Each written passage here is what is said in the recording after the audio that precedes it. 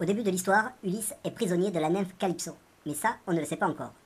10 ans après la fin de la guerre de Troie, il n'est toujours pas rentré à Ithaque où son épouse Pénélope et son fils Télémaque attendent son retour.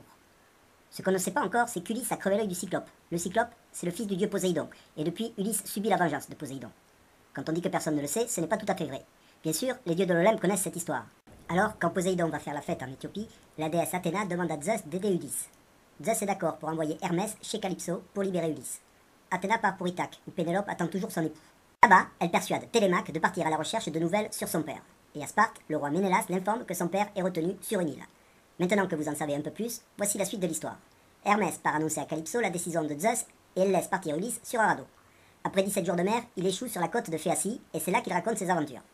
La fin de la guerre de Troie, la cité des Cicones, le pays des lotophages et les mangeurs de lotus, la caverne du Cyclope, l'île d'Éole le gardien des vents, la cité de l'Estrigon, la magicienne Circé qui change ses compagnons en cochons, le devin Tirésias au pays des morts, le chant des sirènes, les vaches d'Hélios sur l'île du Soleil, les monstres marins qui arrivent des Scylla, et enfin, l'île de Calypso.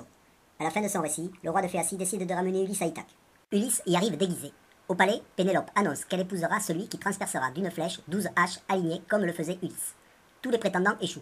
Ulysse saisit l'arc, réussit et massacre les autres prétendants et révèle son identité à Pénélope. Fin de l'histoire.